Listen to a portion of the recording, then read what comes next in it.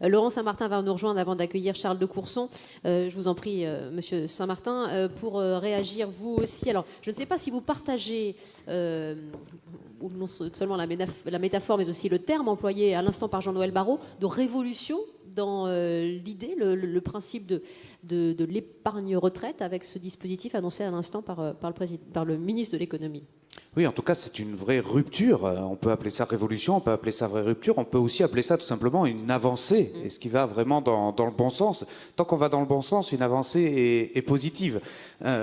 Pour ma part, Président Beckerman, si vous me le permettez, je reviendrai sur votre première proposition d'amendement.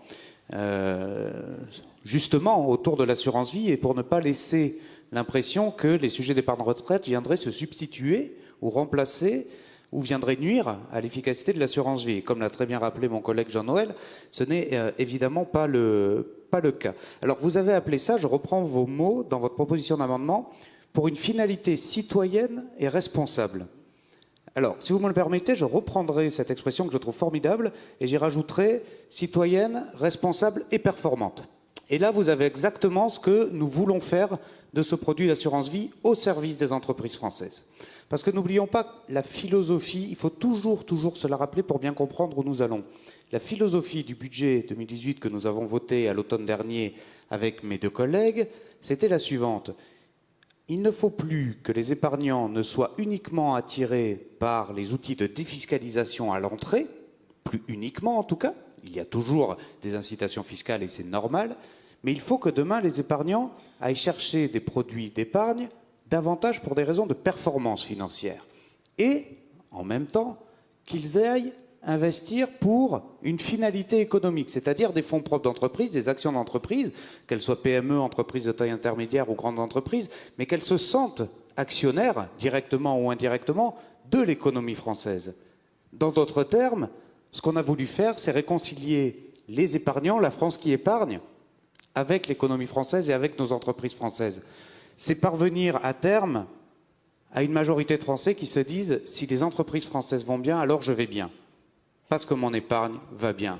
Et encore en d'autres termes, Président Beckerman, si vous me le permettez, c'est finalement faire passer de l'épargnant à l'investisseur un maximum de Français.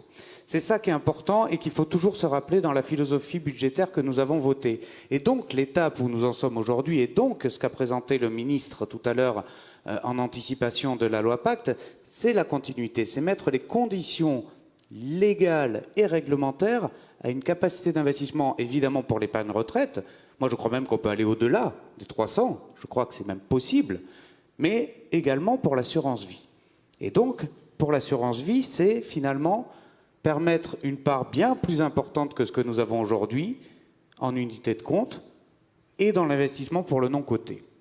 Et je voudrais faire un petit mot sur l'investissement dans le non-coté, parce que j'y tiens, à titre personnel, beaucoup. Je crois vraiment qu'aujourd'hui, il y a des contraintes réglementaires qui sont trop fortes. On ne l'a pas encore abordé, mais aujourd'hui, par exemple, il y a une aberration en France qui font que les contrats, certes, surtout des gros contrats d'assurance vie, mais passent par le Luxembourg pour venir investir dans ce qui s'appelle les FPCI, les fonds professionnels en capital investissement. C'est une aberration, c'est une perte pour le pays, ça n'a aucun intérêt.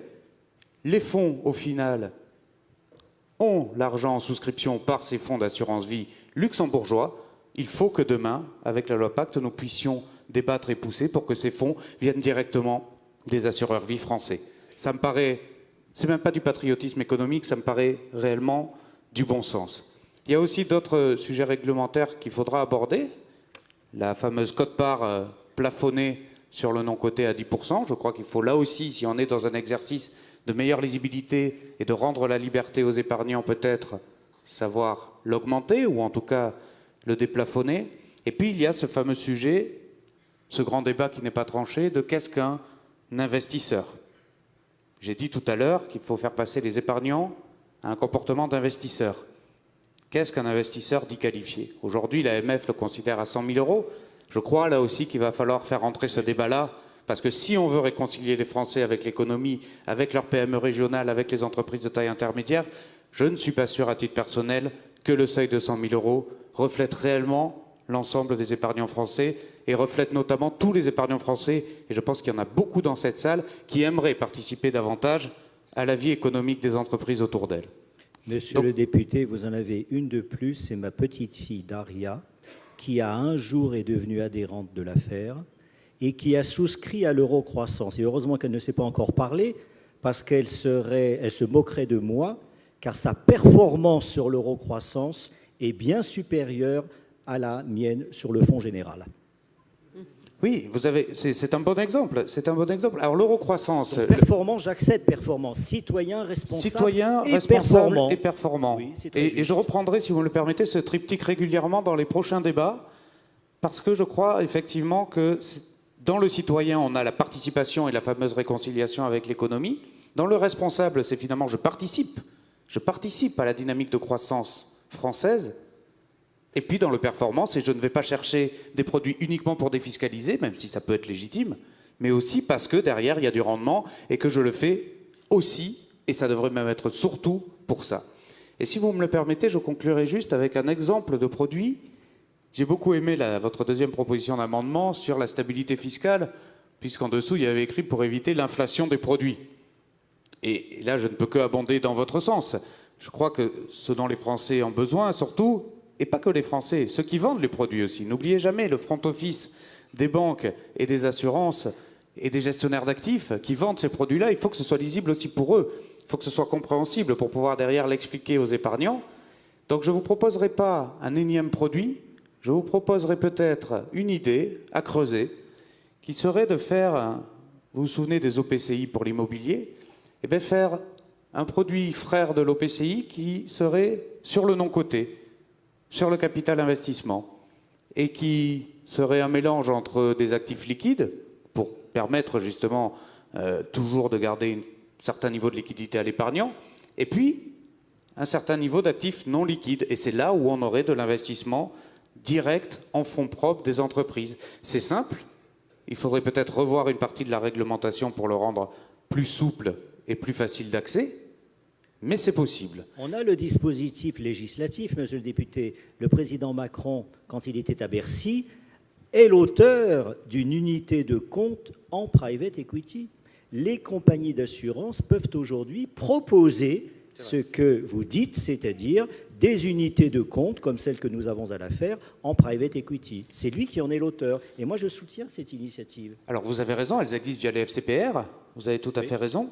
On pourrait, je crois, encore plus simplifier et passer finalement via, pour les OPCI, c'était ce qui s'appelait les SPICAV, on pourrait faire des OPC à risque, des OPC directement en fonds propres d'entreprise via des systèmes de SICAV. C'est simple, c'est facile, on comprend et surtout l'épargnant peut suivre et comprendre dans quoi il investit. Moi, je milite pour ça.